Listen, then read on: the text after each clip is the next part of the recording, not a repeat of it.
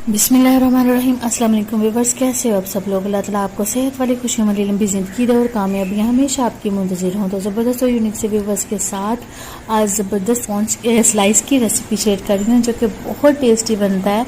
इसको हम घर पे बनाएंगे और यकीन कीजिए जितने का आप बाज़ार से लेके आते हैं उससे बहुत अच्छे से बन जाता है। और वीडियो शुरू करने से पहले आपसे छोटी सी रिक्वेस्ट है कि लाइक पे हिट कर दें, सब्सक्राइब को भी प्रेस कर दें और बेल आइकन को भी प्रेस कर दें। इससे क्या होगा कि मेरे हर नई आने वाली वीडियो का नोटिफिकेशन सबसे पहले आप तक पहुंचेगा, वो भी बिल्कुल फ्री में, इसके कोई चार्जेस नहीं है। तो चलते हैं रेसिपी की तरफ। बिस्मिल्लाहिर्रहमानिर्रहीम।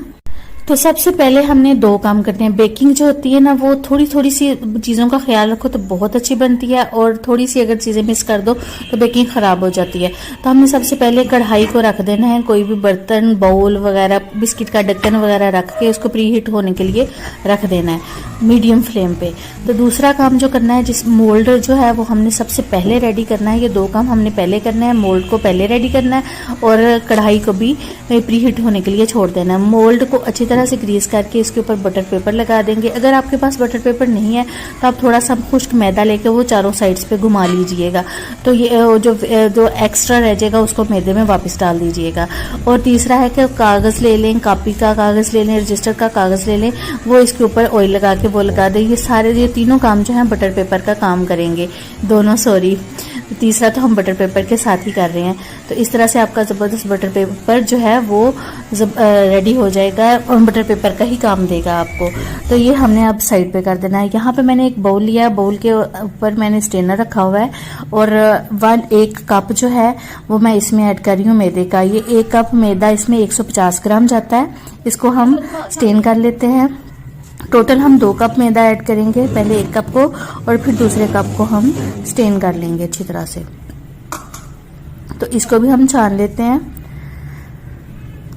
छानिएगा ज़रूर, इसमें कीड़े वगैरह होते हैं, ये मौसम भी वैसा है। तो सबसे पहले हम इसमें ऐड करेंगे 2 टेबलस्पून कॉर्नफ्लोर। 1 टेबलस्पून चला गया और अब दूसरा टेबलस्पून हमने इसमें ऐड कर दिया है। और अब इसके बाद बेकिंग पाउडर इसमें ऐड करेंगे 1 टेबलस्पून भर के, जो है वो बेकिंग पाउडर का इसमें जाएगा। तो बेकिंग पाउडर के बाद बेकिंग सोडा 1/2 टीस्पून इसमें ऐड करेंगे, 1/2 टीस्पून, ठीक है। तो ये हमारा केक फ्लोर जो होता है वो रेडी हो चुका है। इसको हम अच्छी तरह से मिक्स कर लेते हैं और इसको करते हैं अब साइड पे।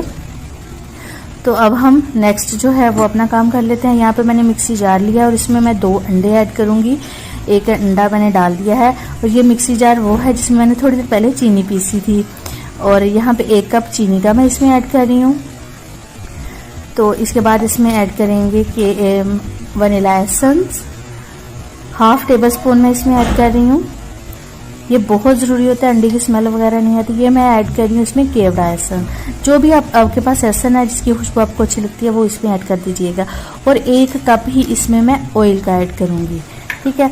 इसको 1 या 1.5 मिनट के लिए हम चला लेंगे और अब फिर हम जो हमने केक फ्लोर रेडी किया था ना, खुश्क इंग्रेडिएंट्स के वाला, तो उसमें हम ये डाल देंगे और इसको भी हम अच्छी तरह से मिक्स करेंगे। ये थोड़ा सा मैंने दूध लिया, दूध को मैंने मिक्सी जार में ऐड कर दिया क्योंकि इसको अंडा, ऑयल वगैरह, घी वगैरह लगा हुआ था, तो मैंने कहा क्यों वेस्ट करना, तो वो भी मैंने इसमें डाल दिया। और अब हम इसके साथ ही इसमें डाल देंगे। और इसका बैटर जो है ना वो हमने बहुत लिक्विड नहीं बनाना। तो ये देखिए, थोड़ा सा हमने इसको हार्ड रखना है। अगर हम हार्ड रखेंगे तो हमने कुछ इसमें, अगर हम ड्राई फ्रूट डालने हैं, अगर हमने टूटी फ्रूटी वगैरह इसमें डालनी है, अगर हार्ड होगा तो उसके अंदर जहाँ पे है वहाँ पे खड़ा रहेगा। अगर लिक्विड होगा तो उसके तले पे सारा बैठ जाएगा। और मैं थोड़ी सी इसमें ये स्टार्स ऐड कर रही हूँ। 1 टेबलस्पून मैं ले रही हूँ। इसको छोटे छोटे बीड्स होते हैं ये कलरफुल से, तो बच्चे जो होते हैं वो बहुत पसंद करते हैं इसको। तो हम इसको मिक्स करते हैं और देखिएगा इसके अंदर जहाँ पे भी होंगे, मतलब खड़े रहेंगे, तो ये हमारा जो बैटर है वो रेडी हो चुका है। तो इसके अंदर हम डाल देते हैं मोल्ड के, जो हमने रेडी किया हुआ है, ग्रीस किया हुआ जो मोल्ड है हमारा। तो इसको लेवल कर देते हैं। ऐसे लेवल करने से ये होगा कि एक होता है ना कि दरमियान से ऊपर को आ जाता है, वैसे नहीं आएगा। तो इस बहुत अच्छा सा ये हमारा केक जो है वो बेक होगा। दूसरी साइड पे जो हमारी कढ़ाई है वो भी प्रीहीट बहुत अच्छे से हो चुकी है। मीडियम फ्लेम पे हमने इसको प्रीहीट किया है। तो इसके अंदर हम अपना मोल्ड रखते हैं केक वाला और इसको हम छोड़ देते हैं 45 मिनट के लिए। 1 घंटा भी लग सकता है और मीडियम टू लो फ्लेम पे हमने रखा है इसको। और ये पूरे 35 मिनट के बाद मैंने इसको देखा है, मुझे लगा कि ये ठीक है। मैंने इसके अंदर जो है वो छुरी इसमें ऐड किया है, तो देखें माशाल्लाह से बिल्कुल क्लीन आई है।